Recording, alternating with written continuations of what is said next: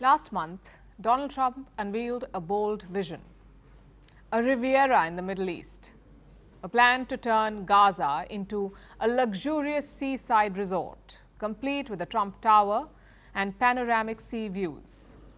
The plan was controversial. It was, in fact, explosive, because Trump did not just want to rebuild Gaza, he wanted to throw out the Palestinians, to relocate them to some other place.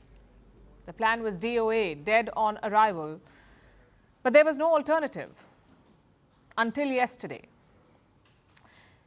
On Tuesday, Arab leaders met in Egypt. They held an Arab League emergency summit and came up with a counterplan. The meeting lasted for many hours. At the end of it, they proposed a $53 billion plan to rebuild Gaza.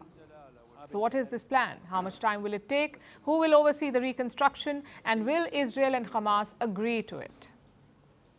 First, let's look at the plan. It was proposed by Egypt with a 91-page blueprint called Gaza 2030. The document contained glossy images of picturesque neighborhoods, shopping malls, convention centers, and even an airport. The idea was to rebuild Gaza and open it up to the world to make use of its Mediterranean coast.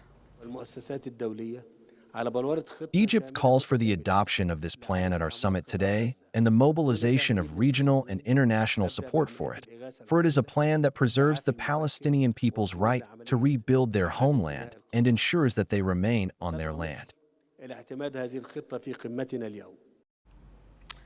Well, this is what Gaza looks like today, and this is what the Arab world wants to turn it into. But this journey from the vision to reality won't be easy.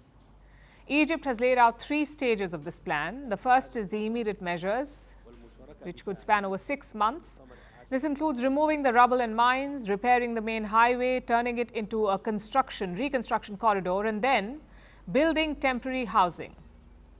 There will be 7 such sites across Gaza to accommodate 1.5 million Gazans. Each housing unit will have 6 people. So that is phase number 1.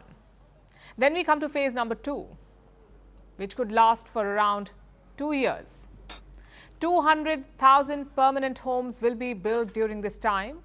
Basic provisions will be restored like water, electricity, and waste management. Telecom services will be established, and that is phase number 2.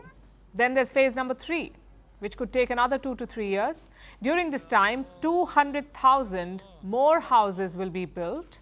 A 600-acre industrial zone will be developed.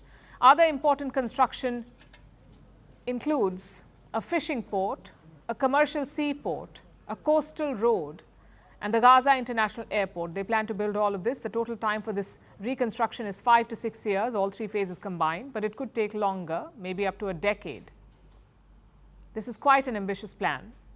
The total bill will be around $53 billion. $3 billion for phase 1, $20 billion for phase 2, and $30 billion for phase 3. Total $53 billion. And who will pay this money? Multiple players like donor countries, United Nations agencies, development banks, multinational companies, and investment funds. They will all pitch in. In addition to all of this, conferences will be held to raise more money. And who will oversee this reconstruction? An interim administration. That's what the plan says. It says Hamas will cede power in Gaza and a group of Palestinian independents will take over. They will rule Gaza during the reconstruction. Egypt, in cooperation with its brothers in Palestine, worked to form an administrative committee of independent Palestinian professionals and technocrats entrusted with managing the Gaza Strip based on the expertise of its members. Once it's done, the Palestinian Authority will take over. There is no mention of elections. The last polls in Gaza were held in the year 2006, so almost 20 years back. But Palestinian President Mahmoud Abbas says that there could be an election next year.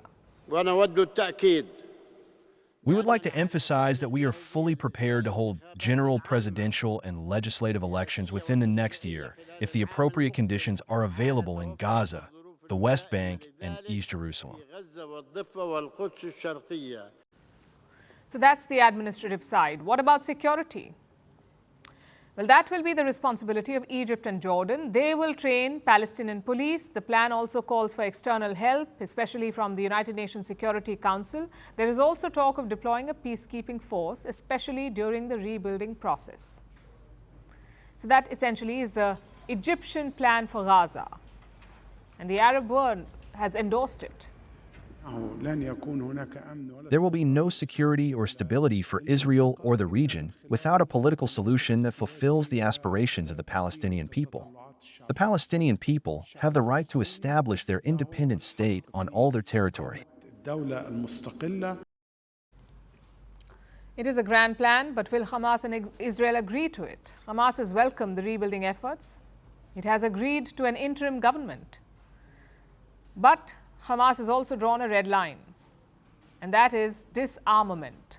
Hamas will not give up arms, and it's not clear if it will accept the return of the Palestinian Authority in Gaza. Which brings us to Israel. Israel has not rejected the Arab plan, but it's obviously more inclined to supporting Trump's plan. President Trump presented a bold and innovative vision for the freedom of migration from Gaza, and this is a vision that can and should be supported. It must be supported. We fully support it, and this vision will allow a different future for the region.